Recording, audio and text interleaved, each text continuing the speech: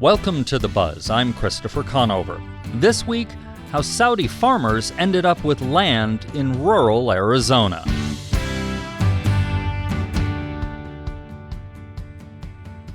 It's been nearly a decade since the Arizona Republic first reported that a large alfalfa farm in Paz County was owned by a company with ties to the Kingdom of Saudi Arabia. But in that time, the question of what, if anything, the state can do about it remains unanswered. Early on, officials including former Governor Doug Ducey said they wanted the company to pay for the water it pumped from the Renegris Plain Basin. In recent years, Governor Katie Hobbs and Attorney General Chris Mays have fought to pull state land leases from the company, though little can be done about what Fondomonte is doing on the 10,000 acres it owns near the community of Vicksburg. This week, we feature the latest episode of Tapped, AZPM's podcast about water in the Southwest. That show earlier this week kicked off a 3-episode series looking at water issues in rural Arizona. In the first episode of the series, myself and Tapped host Zach Ziegler, who's also this show's producer, dive into the history of Arizona-Saudi relations and how the state ended up in this situation. The history of Arizona's relationship with the Arabian Peninsula goes back further than many would expect, predating the Saudi Kingdom, Arizona statehood, and even the American Civil War. Here's that episode. Yeah, who gets to read which one? Do you want the first one, the second one? I'll read this All one. right. While reporting in Paz County, we thought we'd take a stop at Quartzsite's most well-known tourist attraction.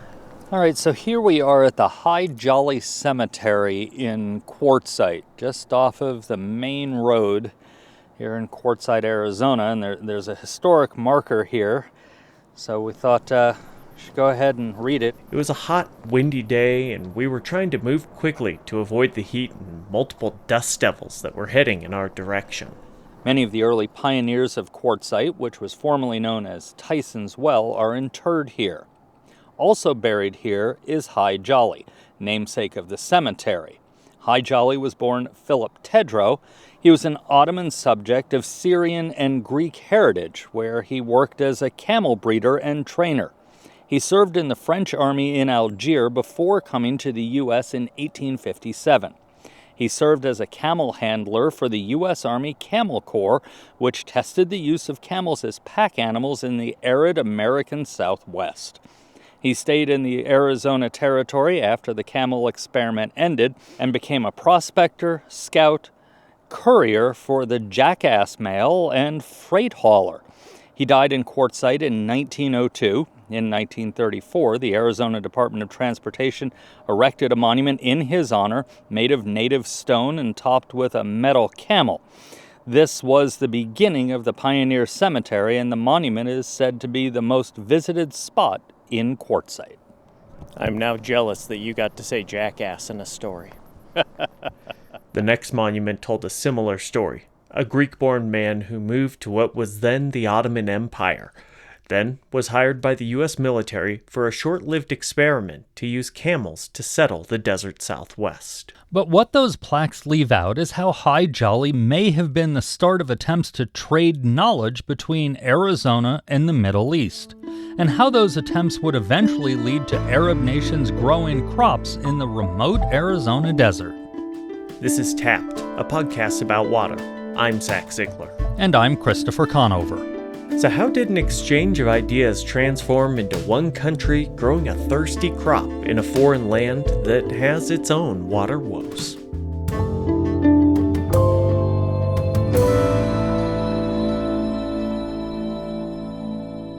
Like most people born in Arizona, Dr. Natalie Koch never caught the many connections between here and the Middle East. Part of that realization was actually paying attention to all the things in Arizona's landscape that were always there. Like I had inputted, I understood that there were date palms everywhere in the state. We'll get to those date palms in just a minute. I understood all of these things, but I hadn't deliberately paid attention to it. And so when I found out that High Jolly had his tomb there in Quartzsite, I was totally shocked that I had never been there. Natalie is a professor at Syracuse University and a political geographer who primarily studies the Arabian Peninsula. That fascination led her to write a book on the topic, Arid Empire: The Entangled Fates of Arizona and Arabia. The camel project was actually something that a bunch of different people had tried to propose back in the 1800s. There was, a couple decades of conversation about this, that camels would be a good animal to bring to help spread the development into the U.S. West. There were a number of people that were sort of rallying, trying to get government support for this, but it was eventually Jefferson Davis that, when he was Secretary of War, that signed off on it. And he was the one that said, okay, we can allocate some government money to support trying to bring camels over. The U.S. government at that time was pretty much just a bunch of white guys. And when they arrived in the Middle East, the merchants saw an opportunity. They didn't know which kinds of camels would survive well, which were the best ones. As it turns out, they also they kind of got duped by a number of the camel sellers who just saw these silly Americans that didn't know anything about camels and were just like, we'll give them the bad ones. The same was true for the camel herders. Many of them overstated their qualifications because they saw a chance to make some money and land a free trip to the Americas. Hi Jolly was the one exception. He actually knew something about camels. He knew how to work with them. He was really skilled in what he did with the camels. And so he very quickly sort of rose to the top as the one competent man that was involved in this project. And of course, that sort of endeared him to the other Americans and the people in the military that he was working with. 70 camels eventually made their way to Texas in the late 1850s. They were used to explore the area, but much of their work was put on hold during the Civil War. The camels remained in Texas throughout the war before the Camel Corps was disbanded, largely because it was a project led by the man who would become the president of the Confederacy. The camels were split up between Texas and California and auctioned off. Hi Jolly was discharged in 1870 and lived in various places around Arizona under his birth name before settling in the Quartzsite area where he died in 1902. About the time Hi Jolly was settling down in what would become Paz County, another connection was beginning to be forged between Arizona and the Arabian Peninsula. Dates came to Arizona quite early on, and like the camel project, this was something that people had been talking about for quite a long time before it was actually realized. So the U.S. government, through the USDA, they had these sort of speculations about how they might be able to start a domestic date industry in the U.S. Southwest. So that was something that they had already been talking about, around the 1870s, 1880s. But the University of Arizona actually was the main reason that the project of importing dates got its start. At that time, sugar was still a fairly rare commodity. Processed sugarcane was only available in small amounts, beet sugar production was just getting underway, and high fructose corn syrup was almost 100 years away. That put sweet fruits like dates in high demand. They were most often associated with Christmas time. The problem was, they were only grown in the Middle East. UA was founded in 1885, and the state was looking for a way to pay for the state's first university. The school was already declared a land-grant university, meaning the leasing of government-owned land, much of which was taken from native tribes, contributed directly to funds for certain fields of study. Land-grant institutions can get extra money if they start an agricultural extension service or an agricultural experiment project. And so the regents of the University of Arizona were like, wow, that's a lot of money. We could develop our own agricultural experiment station and we can get that cash input, which they did. And they used that money actually to build Old Main. didn't really use the money as it was exactly expected to be. But once they got the grant, they realized that they actually needed somebody capable of doing this work. And so the first professor hired at the University of Arizona was somebody who worked specifically on agriculture and would lead up the agricultural experiment station. So a popular holiday treat native to a dry desert climate seemed like a match made in heaven. The University of Arizona's first big agricultural experiment station was in Tempe, and then in Yuma became where the second major spot where a lot of those dates were started. But of course, there's date palms all over the U of A campus today. That was about the time that Al Saud, which would later become the Saudi royal family, was fighting for control of the peninsula with another dynasty allied with the Ottoman Empire. Another fight was taking place at that time also, one between Arizona and California, over who would be the country's major date producer. One big issue is simply that the USDA invested more in California. They had their own experiment station, like a government-run experiment station in Indio. There was also then a number of commercial growers, like really big commercial growers that started working in California, and they sort of took off. Beyond that, in Arizona, much of the production was sort of pulled back slowly as Phoenix started to grow, as Tucson started to grow, and some of those places that were closer to the cities just got converted into housing. Al Saud took control and renamed its territory the Kingdom of Saudi Arabia in 1932. Before the kingdom turned 15, they were in Arizona at the behest of Carl Twitchell, who had convinced the U.S. government to fund an agricultural mission to Saudi Arabia. The Saudis had come to Arizona in the 1940s. And in particular, when Crown Prince Saud al Saud, so he later then became King Saud, he had come to Arizona in 1943, and he had seen Arizona's dairy industry and really was impressed by it. So he went back to take over this government-controlled farm in Saudi Arabia, the Al-Hajj farms, and asked the farmers in charge of that to set up their own dairy operation, like what he had seen in Arizona. If a tree from Saudi Arabia could thrive in Arizona, he thought that Arizona-style agriculture could also thrive in Saudi Arabia. Tons of money goes into the dairy industry in Saudi Arabia, as well as a number of other subsidies within Saudi Arabia. So much so that they almost completely obliterate their groundwater supplies. By the 2000s, they started to realize that this was a really big problem. So they thought, if we can't sustain farming here, maybe we can head back to that place that we're trying to replicate. The story continues after the break. You're listening to The Buzz. After the break, we continue to break down how Saudis ended up farming alfalfa in Arizona. Stay with us. New from the Embedded podcast. Female athletes have always needed grit and talent. But for decades, they've also needed a certificate. There was chit-chat about, is that really a woman? And even now, they're still being checked and questioned. Their story is the newest series from CBC and NPR's Embedded. It's called Tested. Listen wherever you get your podcasts.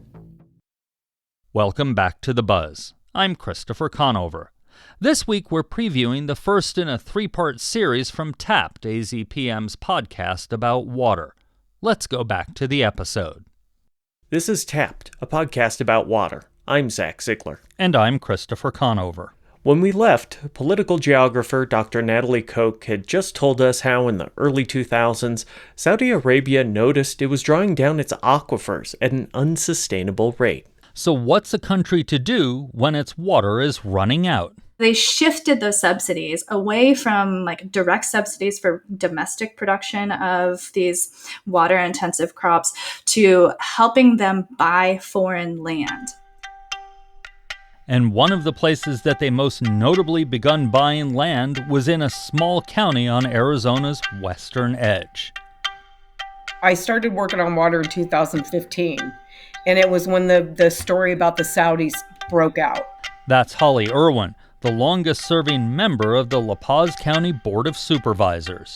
There was a reporter down, and he broke the story about the foreign companies and, coming and purchasing land for water resources and stuff. And, it was shortly after that I started getting phone calls from residents that were having issues with their wells. And one specifically was right up the road from where Fondomonte is at, a little church. They've been out of water now for about 4 or 5 years. And they're directly impacted by, not just the purchase of that property, but they have probably quadrupled in size since they've been there as far as their production goes. If you've paid even a little attention to Western water issues, you know Fondomonte, the Saudi-backed company that owns around 10,000 acres in La Paz County's Butler Valley. We contacted Fondomonte by email, phone. We even walked up to the gate of their main farming facility near Vicksburg and chatted with the security guard. They declined our request for an interview multiple times. One good thing that came out of that drive, though, have you ever smelled fresh alfalfa? Well, imagine what 10,000 acres of it smells like. It was pleasant enough to cover the smell of the cattle feedlot on the other side of the road. On paper, Fondomonte doesn't look like a foreign company. It is incorporated in Arizona, and its offices are in the Phoenix area. But when you look in the U.S. Department of Agriculture's annual report that discloses companies with foreign ties, Fondomonte is listed as a Saudi-tied company. Now that data is quite out of date. The most recent version is from 2021, and it says Fondomonte owns about 1.5% of what it owns today. We know, at least for the example with the Saudis, that they're growing hay because they can do it all year long. They're shipping it back to their country. And not only were they doing it on the land that they own, but they were also doing it on land that was leased by the state land department, for crying out loud. At its height, Fondomonte also held leases on about 3,000 acres of state land. Earlier this year, Governor Katie Hobbs and Attorney General Chris Mays announced that many of those leases were terminated and the rest won't be renewed when they're up. State records show they still have some of that leased land. Now for Holly's other statement. When we made that visit to the Vicksburg farm, we took note of the US DOT numbers on the doors of the trucks. Those numbers, which say either US DOT or MC, are the indication that the company has filed a tariff with the federal government, which lets them haul across state lines. A quick note of thanks to my stepdad, who regulated trucking for the federal government and then retired to start his own company to help companies get those numbers and taught me all about the industry. Checking those numbers, we found that they're registered to two companies, Fondomonte, Arizona in Salome, and Fondomonte, California, a few miles away in Blythe. Both are authorized to only haul for themselves, meaning if you need an 18-wheeler to haul something for you, they can't do it. Part of the authorization for the Fondomonte trucks covers agriculture, so the alfalfa hay they grow, and intermodal. Intermodal, for those who aren't familiar, are those big shipping containers you see on trucks and trains headed to and from seaports, and that is how hay is sent from the U.S. West to Saudi Arabia. It should also be noted that the mailing address for both Fondomonte corporations is in Goodyear, Arizona, and it looks like they have safe trucks and drivers, given that there are no records of accidents or violations within the last 2 years. That's the length of time it covered by the federal reports. Natalie Koch says the scale of the operation isn't surprising. What you describe about having their own trucks, that has been a major part of the operations for a long time. So you can't even really just call them just a dairy company. They are an agricultural commodity logistics firm. So from the very beginning, they've said, we're going to own all our trucks. We're going to own all our distribution networks. We will own the whole system. We heard colloquially while we were in La Paz County that not all of the alfalfa grown on Fondomonte land leaves the country. Some is sold to locals to feed their livestock, but the majority leaves the area.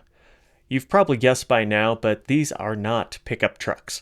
They're commercial trucks, semis, with fully loaded trailers of hay bales, sometimes even pulling 2 trailers. And Vicksburg Road, also known as Highway 72, is by no means an interstate highway. It's a 2-lane road. As we drove down it, we noticed that it's not in good shape.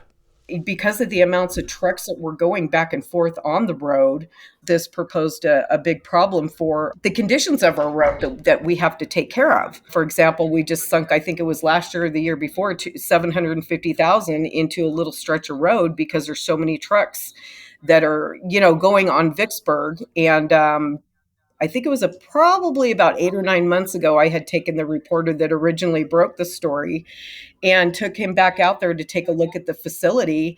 And we counted 28 double trailer trucks that were lined up waiting to go into the facility. $750,000 may not sound like much for a government, but keep this in mind.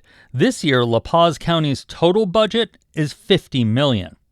At this point, you may be asking, why can they do this? The answer is Arizona water law. If you own land outside of what's known as an active management area or an irrigation non-expansion area, you're basically in the Wild West. They own the land. It would be like somebody, let's say that you want to have grass in your backyard and the person down the road who's concerned about water doesn't want you to have that and wants you to put in gravel. Well, for the most part, people are going to be like, hey, you're not going to tell me what I can do with my property. And it's unfortunate because it's really affecting the area. Just the fact that the word is already out there now that you can come to La Paz, you can purchase property in any one of these unrestricted basins, sink one well, 20 wells if you want to, into an area and just pump water out. And there's nothing we can do about it.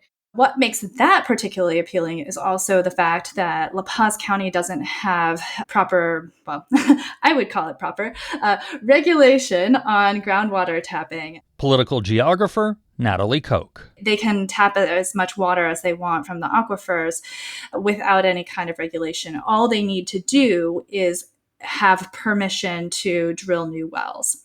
And so when the Saudis took over what was already an alfalfa operation, they applied for 15 new well permits and they got those permits. A state registry shows Fondomonte owns 30 wells. The shallowest go down 566 feet. The deepest, more than 1,500 feet. The Arizona Department of Water Resources has monitoring stations to the south and west of Fondomonte. They all showed water levels around 300 feet deep when Fondomonte bought the land. In the decade that passed since, levels have dropped anywhere from 40 to 140 feet. For Fondomonte, a dropping water table isn't a big deal. Half of its wells go more than 1,000 feet deep. But in La Paz County, the average depth of a class of well the state refers to as domestic wells is about 240 feet. Now, not to get too far into the technical weeds, but a domestic well is one used for households or watering stock or non-commercial agriculture. The owners of those wells, because they don't pump significant amounts of water in the eyes of state law, don't have to be reported to the state and aren't regulated as a result. When we've had retirees move out here, they never thought in 3 or 4 years they'd have to sink 40 grand into a well. That's just absurd. I've had a few that have just up and moved instead of reinvesting into another well. Why? Because of the insured, what the next depth is going to be in 10 years from now. Natalie Koch says there's one item that makes her wonder about the Saudis' future in Arizona, particularly as more political pressure is applied to Fondomonte. The logic here, I struggle to fully comprehend sometimes too, because also I just saw in the fall of this past year, they are now allowing some green fodder production again. It can only be up to a certain acreage and there's some limits on it, but they're allowing more of it than they had in the last couple of years. So I'm not entirely sure what their logic is, but the aquifer supplies, as we all know, in a desert, those aquifers are very slow to replenish. Saudis are not going to stop drilling oil. And I think it's more or less the same with water. That is their attitude. And it doesn't matter necessarily that they're drilling every last molecule of water in Saudi Arabia or Arizona. It's wherever it is accessible and wherever they can make a profit. You may also wonder why they're doing this. Shipping the hay and the water it contains halfway across the world isn't cheap. One water expert familiar with the situation in Saudi Arabia told us, on the condition of anonymity, that they told the government that they had to find water for agriculture and dairy farms somewhere else. They just never thought they would go to Arizona and start farming it. If you think to yourself, wow, how are the Saudis the only ones doing this? There's an easy, albeit concerning, answer. They're not. Just up Highway 60 near the community of Wendon, there's a farm that is owned by an out-of-state company that Irwin and others say is Al Dara Farms, a company with links to the United Arab Emirates. But that farm may not be there for much longer. Al Dara was leasing most of the land, and in early June, one of the days we happened to be in La Paz County, it was sold. Nearly 13,000 acres with a price tag of $100 million. The most expensive land deal that we could find in La Paz County's records, more than twice the next biggest deal, which was when Fondomonte bought its land. That on its own is a big deal, though it went unnoticed by most for a month and a half until I broke the news last week. But when you dig deeper, it tells a story about other ways that people are trying to exploit Arizona water law. So who bought it? That might surprise you. And what other countries own agricultural land in the desert Southwest? This is what you might call a tease. You'll have to tune in next time. I never really thought that a podcast about water would end with a cliffhanger. Well, here we are. Tapped is a production of AZPM News. This episode was co-reported and written by Christopher Conover and me, Zach Ziegler, with audio mixing also by me. Our theme music and some interstitial music is by Michael Greenwald. Visit our website in the podcast section of azpm.org for pictures, links, maps, and more. Thanks for listening.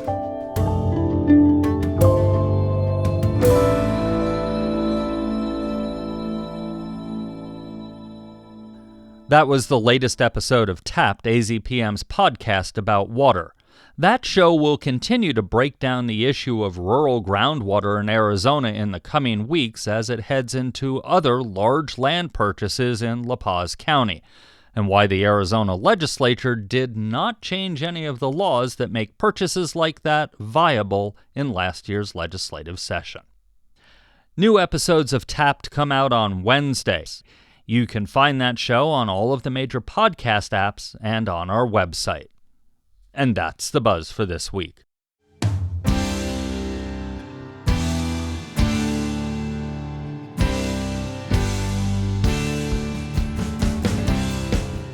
Tune in next week as we talk about how to be an informed voter. You can find all our episodes online at azpm.org and subscribe to our show wherever you get your podcasts. Just search for The Buzz Arizona. We're also on the NPR app. Zach Ziegler is our producer with production help from Desiree Tucker. Our music is by Enter the Haggis. I'm Christopher Conover. Thanks for listening.